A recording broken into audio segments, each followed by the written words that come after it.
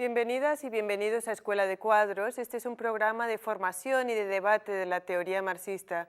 Un programa en el que nos proponemos entender la sociedad, la realidad que vivimos, y lo hacemos precisamente a partir de textos y del estudio de categorías de nuestra tradición marxista y bolivariana. El día de hoy vamos a abordar el estudio del imperialismo. ¿Qué es el imperialismo? Evidentemente, un texto que Lenin escribe en 1916, que se llama Imperialismo, o que lo conocemos, mejor dicho, como Imperialismo, fase superior del capitalismo, es un texto clave para entender el contexto actual geopolítico, a pesar de que ese texto se escribe pues, hace más de 100 años. Entonces, en nuestro contexto, en este espacio, el día de hoy, bienvenidos, vamos a estar trabajando este tema importante, absolutamente relevante. Bienvenidos. Bueno, en esta oportunidad estamos acompañados por Atilio Borón, el profesor Borón, y queríamos arrancar el análisis de este texto de Lenin, escrito en 1916, publicado luego en 1917, conversando un poco sobre el título del mismo libro, ¿no? Tú tienes un artículo en el que a través de una anécdota cuentas un poco que es muy probable que la traducción original de este texto o el título original de este texto sea otro, ¿no? Está la idea de, más bien, que es una etapa novedosa o un momento novedoso del capitalismo, entonces sería interesante arrancar un poco por allí. Sí, cierto. Primero, gracias por la invitación para estar otra vez acá en la Escuela de Cuadros. Yo lo que un poco narré en una pequeña nota que escribí en mi blog fue mi sorpresa cuando, hablando con una persona que conocía muy bien el ruso, empezamos a conversar sobre, bueno, él había estudiado en la Unión Soviética, conocía ruso, y me habló de algunos de los problemas de la traducción que hay de textos en general escritos en otras lenguas o del ruso hacia otras lenguas. Y bueno, un poco la conversación quedó ahí, pero poco tiempo después fui a su casa y entonces me mostró su biblioteca y ahí me mostró un ejemplar original, ¿verdad?, de la época de inicios de la Revolución Rusa, del texto de Lenin. Y entonces le dije, bueno, pero dime qué dice exactamente acá en ruso. Y dice, bueno, es difícil siempre traducir porque el idioma ruso tiene varias connotaciones, una misma palabra, un poco también ocurre en el castellano, ¿verdad? Pero dice, si yo tuviera que traducir esto, diría el imperialismo lo más actual o lo más reciente del capitalismo. Entonces yo le dije, ¿y dónde está la palabra etapa o la fase? Dice, no, esa palabra no existe acá. El título no existe. Y entonces hubo toda una elaboración, yo me puse a investigar a ver si efectivamente tenía algún sentido el que un personaje como Lenin, con el encuadre teórico que él le dio a su obra, pensara que había una etapa superior. ¿En qué sentido superior, verdad? Y realmente no tenía mucho sentido. Era la etapa más contemporánea, lo más reciente. Cuando uno mira el texto luego, con esta advertencia previa, observa que efectivamente a lo largo del texto él habla de las novedades, las últimas informaciones, por ahí dice la etapa actual, ¿no es cierto?, pero en un contexto muy diferente al que se le da a veces en el título, ¿no es cierto? Y por eso me pareció importante hacer esa sugerencia, porque si no daba la idea de que, bueno, Lenin mismo consagraba ya el final de la historia del capitalismo, y eso sería un pensamiento antidialéctico por excelencia, y sabemos que si hay algo que caracterizaba al pensamiento de Lenin era no solo su apertura a los datos del mundo real y a lo que estaba ocurriendo en el mundo y a las modificaciones que se iban produciendo, sino la naturaleza dialéctica de su pensamiento. Por lo tanto, me pareció conveniente poner eso en una notita que salió en el blog y que, bueno, tuvo bastante difusión, así que esta es un poco la razón por la cual expresé esa preocupación. Entonces entremos un poquito al texto en general, contextualicemos un poco. Lenin lo escribe en el 16, se llama un folleto, Sí. Se refiere, y en este texto, bueno, sin que tengamos que entrar en detalles, pero utiliza los aportes de un investigador, Hilferding. En este texto básicamente lo que está hablando es de un proceso de concentración del capital. Sí, sí. Si pudiésemos entrar a ese momento, básicamente él plantea como plantea más, bueno, hay un momento de libre competencia, sí, hay un momento de transición. Sí. Si pudiésemos abordar eso. Sí, sí, él se basa en ese estudio de Hilferding e inclusive se basa en un estudio de un autor inglés, porque Hilferding era marxista, del marxismo austríaco, ¿verdad?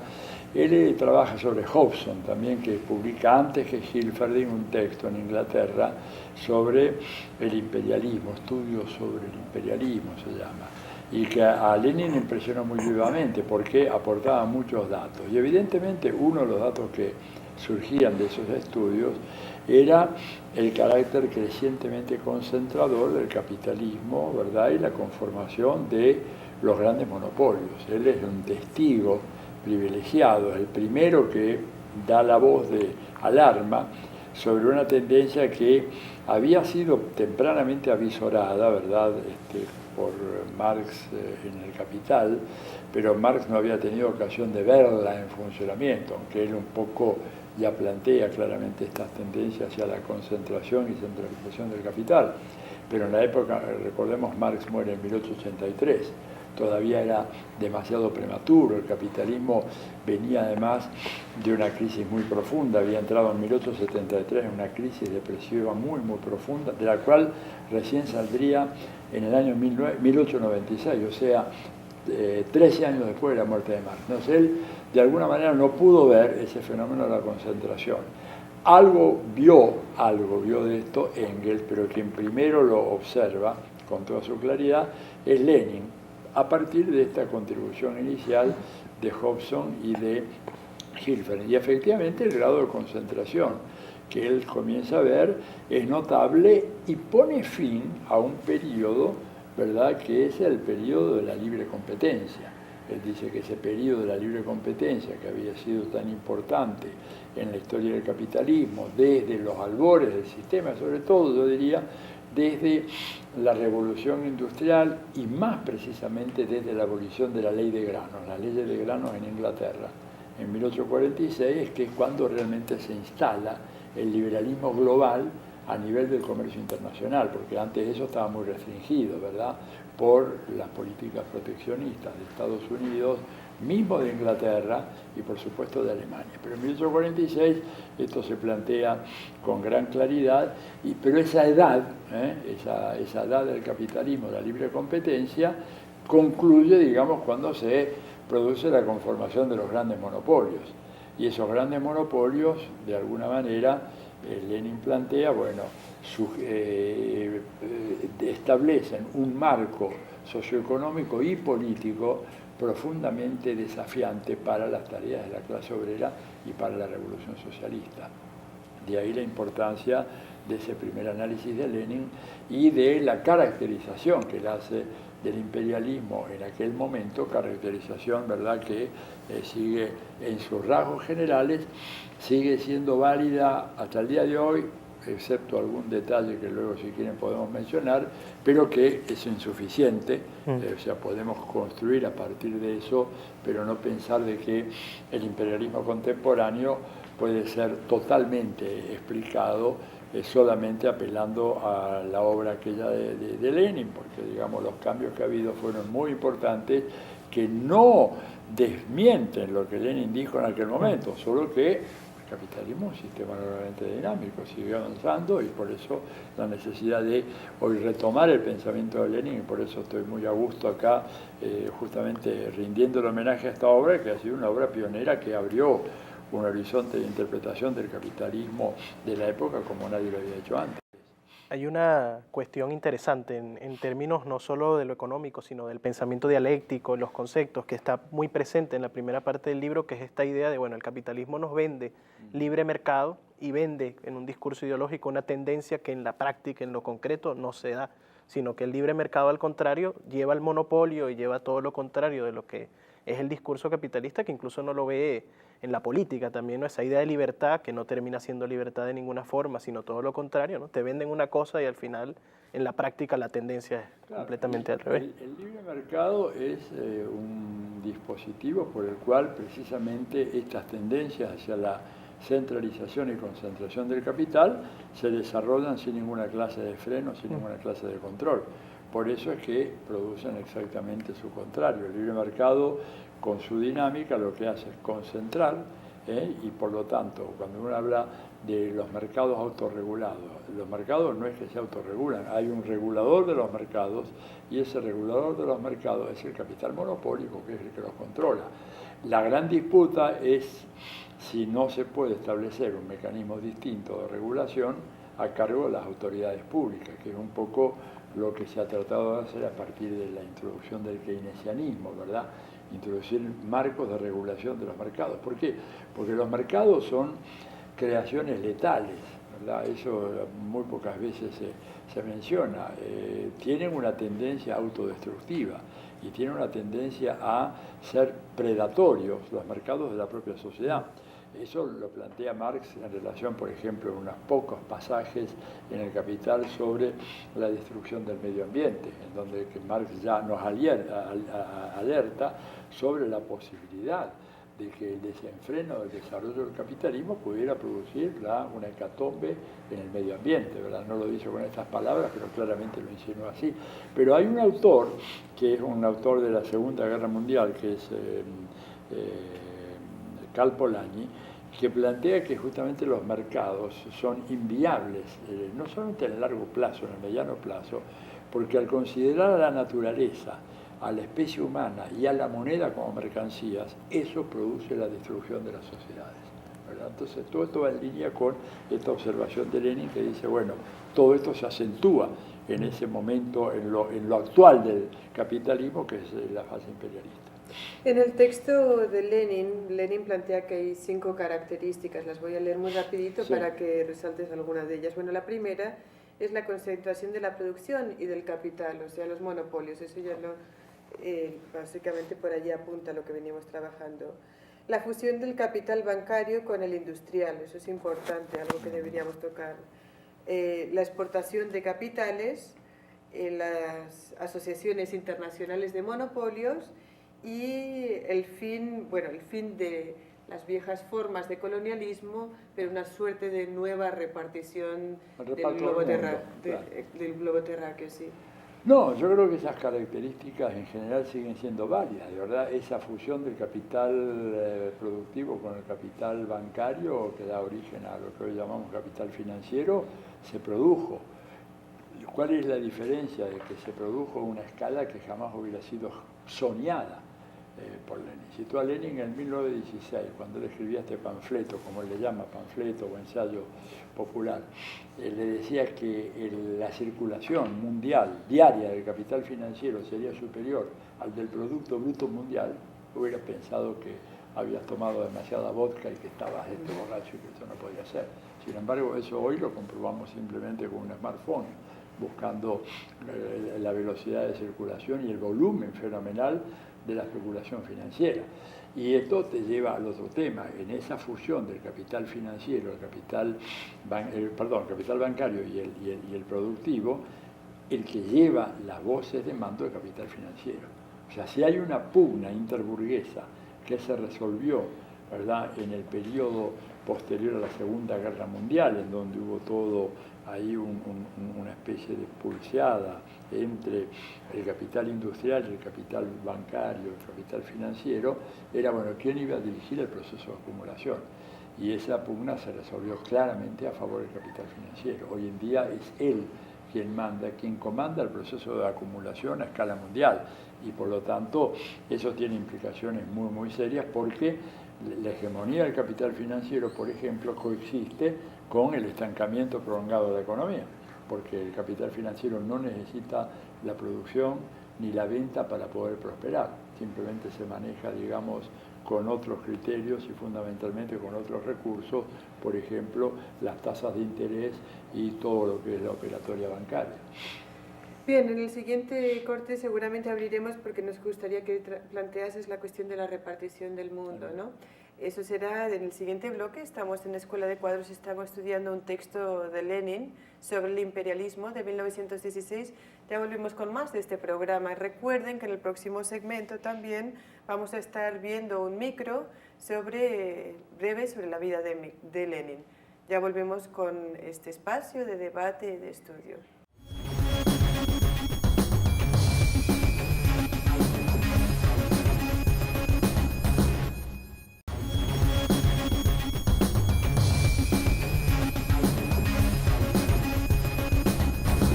estamos de vuelta. Atilio, antes del corte estábamos conversando sobre esta cuestión importante que plantea Lenin del reparto del mundo, ¿no? O sea, cómo las potencias se reparten el mundo, pero además hay una cuestión importante que él plantea ahí, que son el tema de las naciones subordinadas, ¿no? O sea, todas estas naciones que sirven al imperialismo y que trabajan de manera colonial en este plan también de reparto del mundo.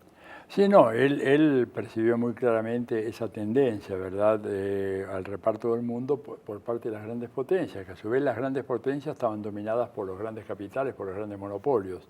Él, digamos, en un precursor, por ejemplo, ahí en el libro varias veces, en el imperialismo, habla del tipo de explotación económica global que se produce a partir, dice, de recortar cupones. No sé, cuando era recortar cupones, la especulación bancaria o financiera de los mercados financieros como Wall Street o la City de Londres, ¿verdad? A partir de esa compraventa de acciones y, por supuesto, un proceso gigantesco de concentración, que lleva a que el mundo, digamos, lo que después se dio en llamar el tercer mundo, que es totalmente sometido a esas grandes potencias.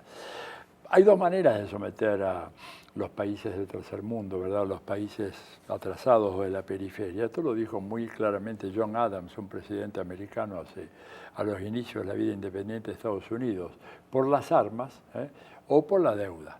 Digamos, y eso creo que tiene plena vigencia en el mundo de hoy, ¿verdad? Cuando Lenin habla del reparto del mundo, está hablando de eso, fundamentalmente la experiencia africana, la experiencia de algunos países del Asia. No nos olvidemos que había, en el año 1884-1885, se había producido la famosa, había tenido lugar la famosa conferencia de Berlín, conferencia en donde Inglaterra, Francia, Alemania, Japón, Holanda se reparte en el mundo. Parte de lo que se repartieron fue China, nada menos, ¿no? La China fue realmente fragmentada en esos años y Lenin reflexiona sobre eso. Y esto tiene una tremenda actualidad en el mundo de hoy. Hoy también hay un reparto del mundo. Por algo, digamos, a nosotros en Estados Unidos, la clase dominante norteamericana, cuando habla, y sus intelectuales, por supuesto, y académicos sometidos a la hegemonía de esa clase, habla de América Latina como el patio trasero de los Estados Unidos, o inclusive yendo ya a ver los manuales en donde estudian los militares estadounidenses, ellos tienen una concepción de que América, el continente americano, es una gran isla, ¿verdad? Y que esa gran isla que va desde Alaska hasta Tierra del Fuego tiene una potencia indiscutiblemente dominante y que no puede ser desafiada, ni cambiada, ni alterada, ni cuestionada, que es Estados Unidos. En esa gran isla manda Estados Unidos. Entonces, un poco la idea del reparto del mundo de Lenin tiene gran actualidad ahora, y si bien es cierto que en la década del 60 del siglo pasado hubo procesos de descolonización muy importantes en África y en Asia, de todas maneras, en el mundo de hoy todavía hay 16 países que están en una condición colonial, la mayoría de los cuales en el Caribe, ¿verdad? Y la mayoría de los cuales dependientes de la corona británica. O sea que un proceso incompleto. Pero ese reparto del mundo no necesariamente significa que tenga que haber una dominación colonial explícita. Por algo aparece el neocolonialismo como una forma en donde también se produce el reparto del mundo. Y si Estados Unidos está muy preocupado por la presencia de China y de Rusia en Centroamérica y el Caribe, y en menor medida en Sudamérica, es porque en ese reparto del mundo Estados Unidos no admite que haya potencias que sean capaces de poner en cuestión esa repartición del mundo. Este es el tema, ¿no? Este texto lo escribe Lenin en el 16, ¿no? En un contexto de guerra mundial. Tú hablabas del control por la vía militar, por la vía bancaria, digamos, por el ejercicio de la deuda. Pasemos ahorita a la cuestión militar, ¿no? El vínculo, este ejercicio, este examen que le hace Lenin al ejercicio imperialista, donde pues está el capital financiero, pero también hay un ejercicio violento de imposición por la vía de las armas. Absolutamente. Él en ese sentido habla, y esto es un tema que es motivo hoy de gran preocupación, de que la dinámica propia del imperialismo conduce a las guerras, ¿verdad? Y él, evidentemente, viendo lo que pasó en la Primera Guerra Mundial y luego viendo lo que pasó en la Segunda Guerra Mundial, era evidente que el imperialismo tenía que tener como colofón inevitable un enfrentamiento militar. Pero aquí es donde yo digo que tenemos nosotros que seguir pensando en las líneas de lo que Lenin ha planteado, ¿no es cierto?, en ese texto, y pensar de que en el mundo de hoy se ha producido una modificación fundamental en relación al diagnóstico que Lenin hacía del capital monopólico y de los monopolios, y es que ha habido un proceso de fusión y de integración transnacional de los capitales monopólicos nacionales. Y es por eso que Fidel, por ejemplo, en un texto en donde yo lo entrevisté y él un poco planteó esa idea, dice que hoy en día la expresión correcta es hablar de una burguesía imperial, porque evidentemente es impensable en el mundo de hoy que pueda haber una conflagración internacional en donde la burguesía británica se enfrente a la burguesía norteamericana o la burguesía japonesa haga lo propio con la alemana. Está la otra novedad, que es la reemergencia de Rusia y la emergencia de China, que pueden plantear otros escenarios. Pero lo que sí queda claro es que aquello que era un supuesto en el análisis de Lenin, que la concentración monopólica y el reparto del mundo conduciría inevitablemente a la guerra, hoy en día ya no es cierto así. Será de otra manera. ¿Qué tipo de guerra? Bueno, la guerra de los pueblos contra sus dominadores, ¿verdad? Pero no la guerra entre las potencias imperialistas. ¿Por qué? Porque estas se han fusionado. Y esta es una de las grandes novedades de nuestra época. Hoy en día, uno cuando habla de burguesía norteamericana, estás hablando de empresas que tienen un componente americano, un componente japonés, un componente chino, ¿verdad? Y empresas de otro tipo, que han cambiado mucho y que incluso son empresas cuya reflejo territorial es muy marginal.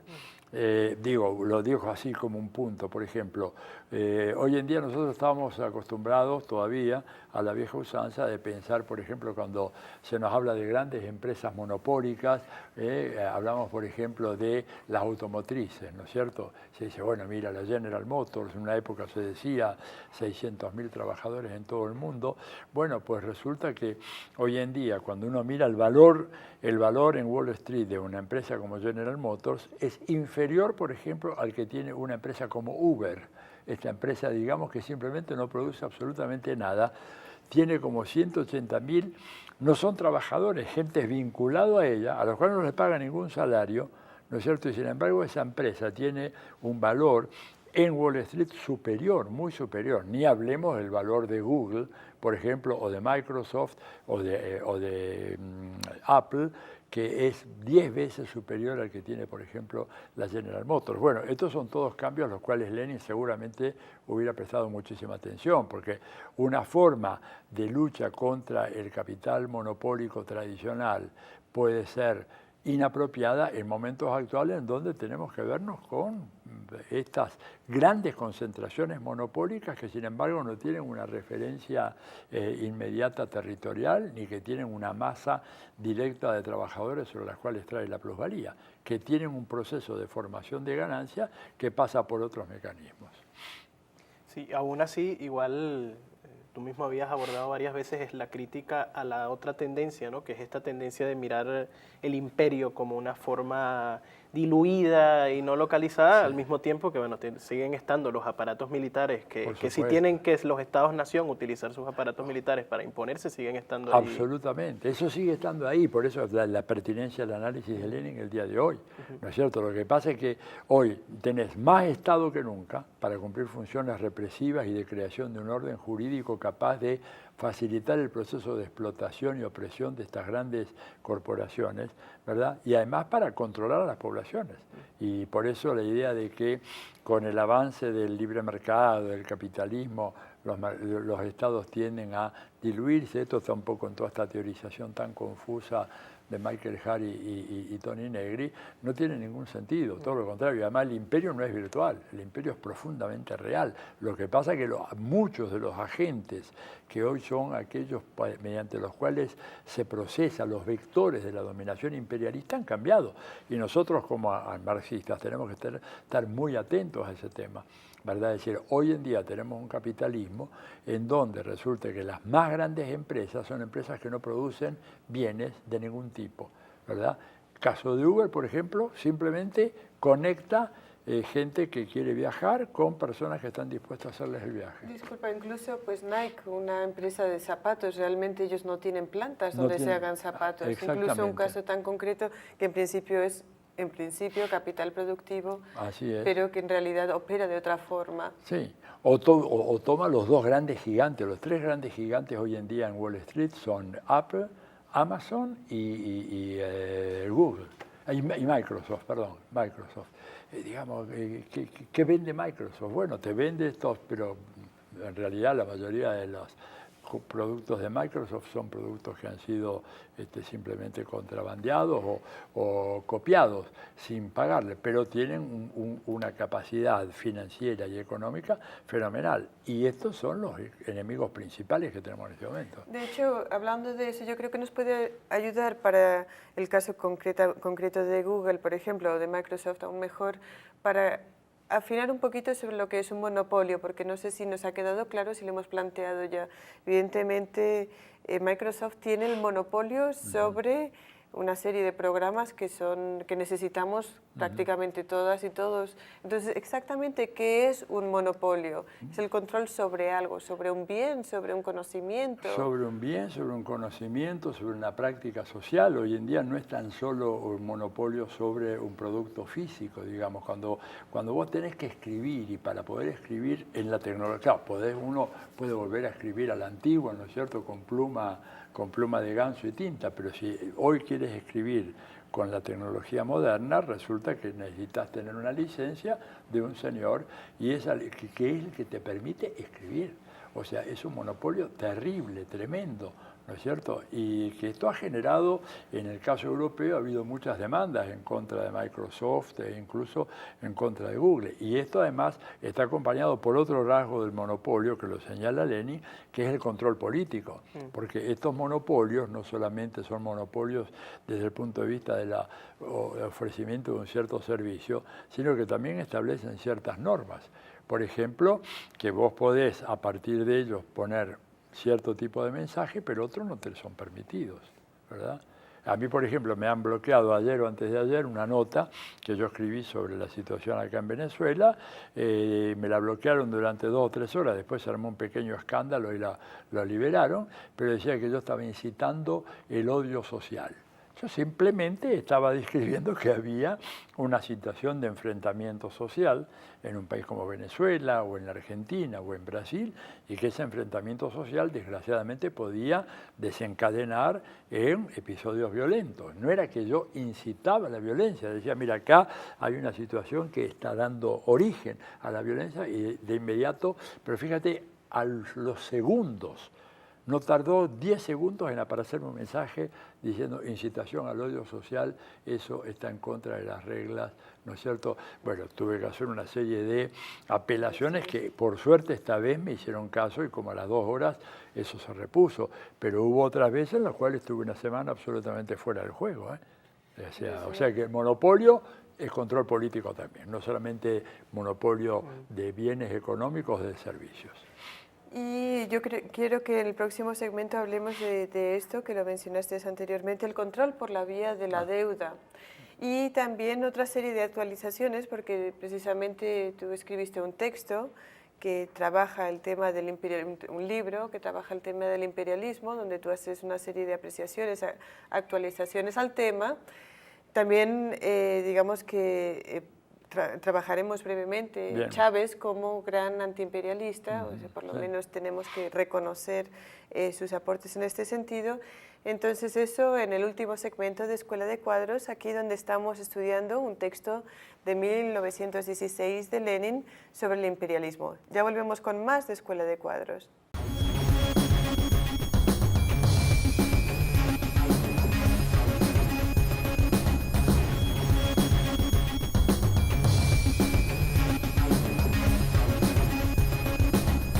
vamos en esta última parte de Escuela de Cuadros.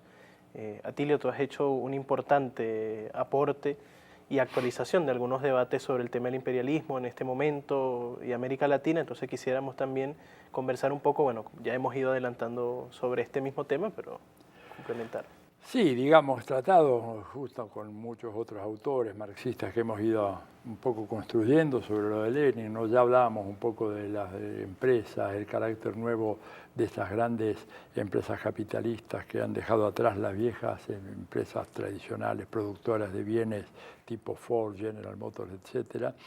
Otro elemento que a nuestro juicio es muy importante, el capital financiero, ya lo hemos hablado, la financiarización de la economía mundial, ¿verdad? Que es un tema crucial hoy en día, es el capital financiero el que manda, ¿verdad? A través de un conjunto de instituciones creadas en la segunda posguerra, Fondo Monetario, Banco Mundial, Organización Mundial del Comercio, Banco Central Europeo, que ejerce una dictadura tremenda sobre todos los países de la Unión Europea. Tú sabes que, por ejemplo, ningún parlamento europeo puede aprobar un presupuesto si primero no tiene la aprobación del presidente del Banco Central Europeo, que es un señor que nadie conoce. Yo estuve ahora hace poco en España e Italia hablando con gente de los partidos de izquierda allá. Pero ¿quién es este hombre? Ninguno sabía el nombre.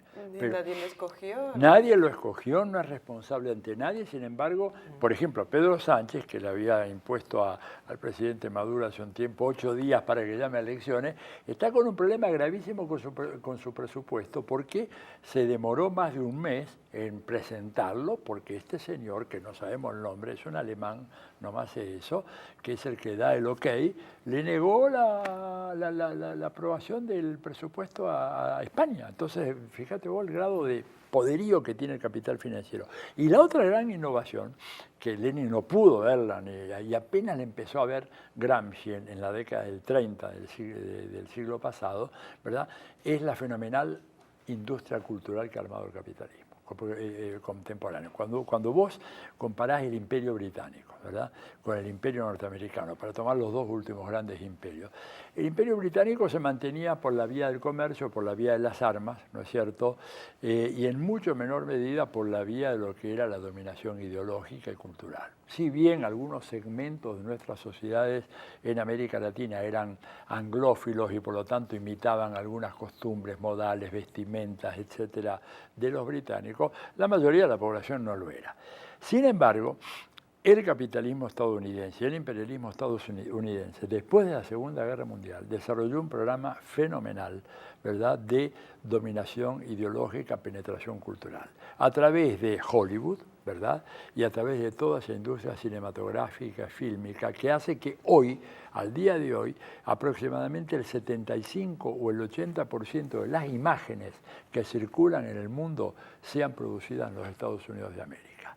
Y que hoy, digamos, esta dominación ideológica y cultural que ningún otro imperialismo tuvo antes se pueda ramificar a través de una red de medios de comunicación, fundamentalmente prensa, radio, televisión y en alguna medida las redes sociales, que han creado un sentido común, casi te diría planetario, y que han ejercido una influencia avasallante sobre el conjunto de la población, básicamente procurando uniformizar a la población mundial. Tanto es así que, yo lo he dicho la vez pasada, estuve en Cuba hace poco dando unas conferencias, se me hacía muy difícil distinguir un joven, un teenager, un adolescente cubano de uno de Corea del Sur, de uno del Bronx, de uno de Buenos Aires o uno de Nigeria. Muy difícil, porque vestían igual, comen lo mismo, les gusta el mismo tipo de música, tienen la misma relación con la lectura y se manejan en su relación con el mundo a través de smartphones.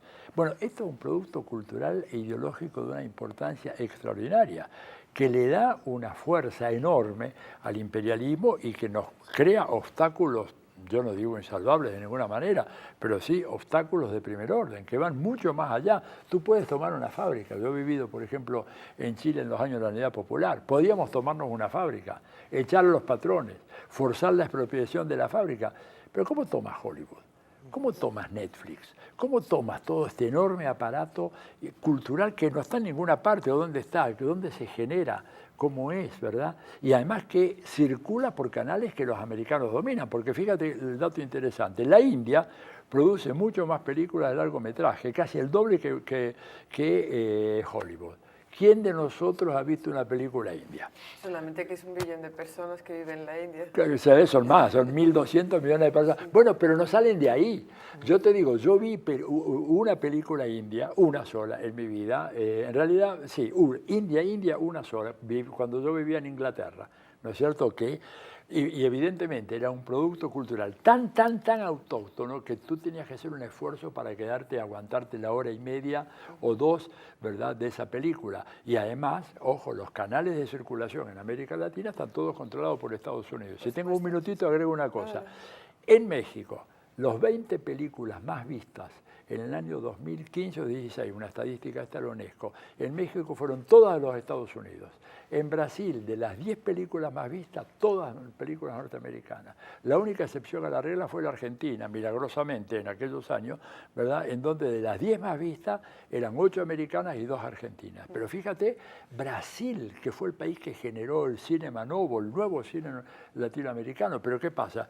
Los mecanismos de circulación de las películas están controlados por las grandes empresas norteamericanas y no te las hacen circular. Tú produces un film maravilloso, como se han producido, pero si ideológicamente no es congruente con el designio americano, no lo vas a ver en ninguna de las salas que ellos controlan. Ahí hay una cuestión además en la que confluyen todos los elementos de los que hemos conversado, el tema del monopolio, del capital y de los medios, que son las redes sociales, porque tendemos incluso a pensar, tú mismo lo acabas de mencionar, que Twitter, Facebook son empresas y son empresas que monetizan, etcétera, pero además tienen el control hoy en día de la generación de la opinión pública, todo lo que se opina. O sea, hay toda una batalla de cómo se genera una idea, cómo se genera una opinión a través de Facebook, de Twitter, que son industrias que las controla el capital y que además están apoderadas de la generación de pensamiento y de ideas y de opiniones. Totalmente, pero que aún así son las únicas que ofrecen un resquicio por el cual nos podemos meter. A ver, yo no tengo ninguna chance de publicar en el New York Times, por ejemplo, pero sí puedo a través de Twitter de repente, y siendo muy cuidadoso, ¿verdad? Porque, por ejemplo, no puedes decir totalmente lo que piensas porque te lo cortan directamente, pero bueno, Lenin hablaba de eso cuando él hablaba del maldito lenguaje de Esopo, ¿no?, diciendo que a veces había que decir las cosas de una cierta manera,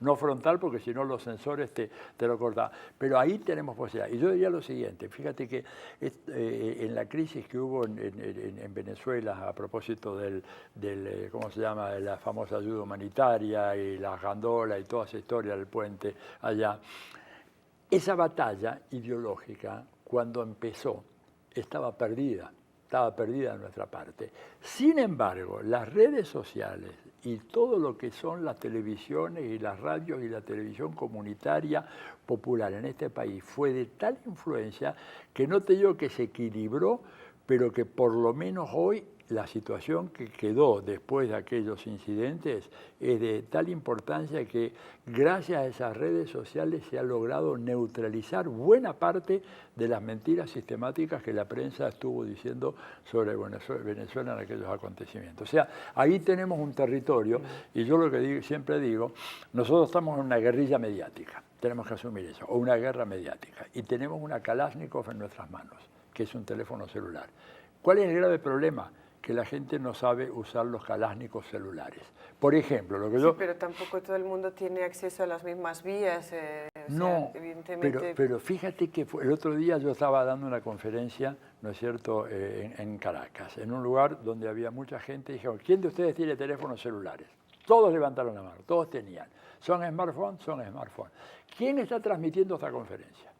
No lo que digo yo, las preguntas que hacen los compañeros. ¿La pueden transmitir? Transmítanla. Inundémoslo de información. Es lo que tenemos que hacer nosotros, porque lo otro, jamás vamos a poder llegar a controlar los grandes medios que tiene el capital a su disposición. Yo quería volver un poquito al presente, pero en cuanto a la organización directamente económica. Estaba sacando unas cifras en Forbes 2000, las 2000 empresas más grandes, por ejemplo. Datos recientes apuntan a que esas 2.000 empresas, las más grandes, tienen el 51% del PIB mundial.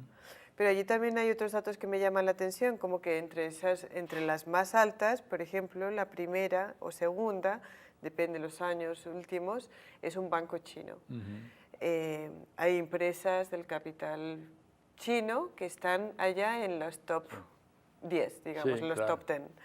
Y una pregunta que nos podemos hacer ¿es posible en este mundo, en este contexto actual, que un país que está creciendo muy rápidamente y que históricamente que tiene una historia diferente, que no tiene necesariamente una historia imperialista, digamos, reciente, como la ha tenido Estados Unidos, pero es posible que ese país no tenga algún tipo de ejercicio de carácter imperialista, dejando de lado si nos tenemos que aliar o no, que yo doy por supuesto que sí nos tenemos que establecer alianzas, pero yo también creo que es importante que planteemos claras las cosas, ¿no? Que no nos engañemos de que porque tenemos que hacer una alianza con el enemigo de nuestro gran enemigo, que no imaginemos que ese país, China concretamente, es un país que no está atravesado por la lógica imperialista, ya que está atravesado por la lógica del capital financiero. Es un largo debate, el fin. Un largo debate, pero yo te diría lo siguiente. Creo que realmente imperialismo hay uno solo, que es el imperialismo americano.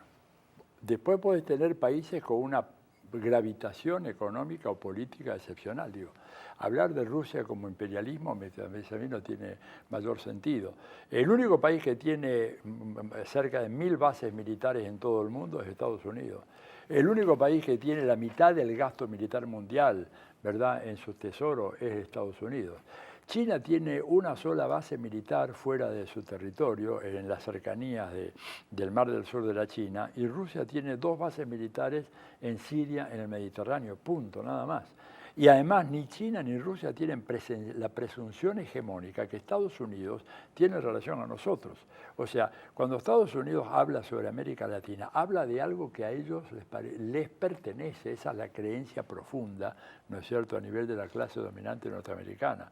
En cambio, digamos, ningún chino te va a decir a vos que realmente ellos creen que América Latina les pertenece o que África les pertenece, que son hábiles negociadores en el económico, que son muy duros negociadores, que tienen una necesidad fenomenal de materias primas, que te van a presionar para conseguir esas materias primas al menor precio posible. Pero yo no conozco en la historia un solo golpe militar que haya sido fraguado por China y ejecutado por China. Y te puedo hablar de centenares de golpes o procesos de intervención que Estados Unidos ha hecho en todo el mundo. Entonces creo que ahí no puede haber confusión. El imperialismo es uno solo. Otra cosa son grandes potencias, pero que de ninguna manera pueden ser adscritas a la categoría. Yo ahí incluso recuperaría por la importancia que tiene, porque hay mucha confusión en el seno de la izquierda, incluso en este debate sobre Sí.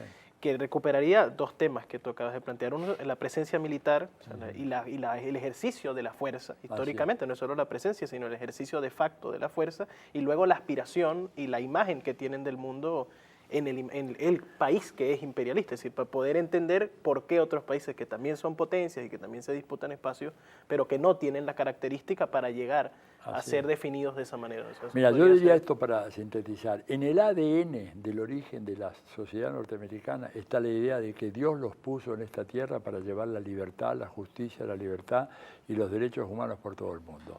En el ADN de China y de Rusia eso no existe. Lo cual es un dato fundamental, porque cuando tú eres una gran potencia y tienes en tu ADN esa idea, que la acaba de repetir días pasados de Mike Pence cuando fue a Bogotá, y que la repitió también Trump cuando en su viaje a Hanoi para entrevistarse con Kim Jong-un, el líder norcoreano, esto es el gran peligro. Y nosotros, desgraciadamente, estamos geopolíticamente en el área de influencia de ellos, y eso es el gran problema. Atilio, desafortunadamente hemos llegado al final del programa. Muchísimas gracias por estar aquí con nosotros. Yo no quería cerrar sin convocar a Chávez como un gran imperialista, como una persona que, bueno, que después de un periodo en el que, bueno, que se retoma la reconstrucción de la patria, también se asume antiimperialista temprano en el proceso y, por supuesto, como todos sabemos, luego se asume socialista.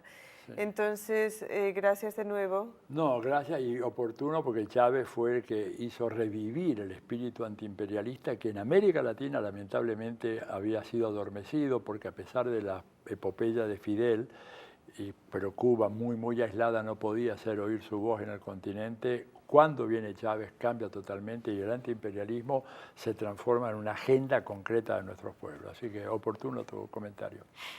Bueno, gracias de nuevo a Tilio, gracias Manuel, gracias a los compañeros y compañeras de Vive TV que hacen posible este espacio para la reflexión, para el debate.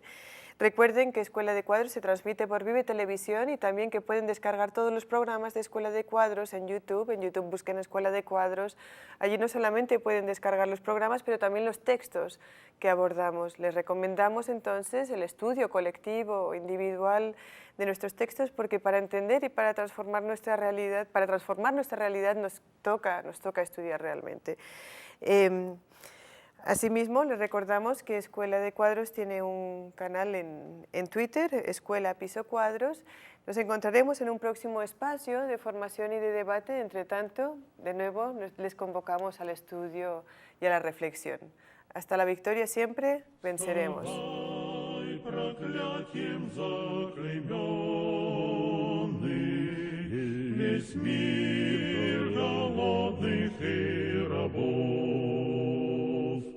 Кипит наш разум возмущенный, и смерть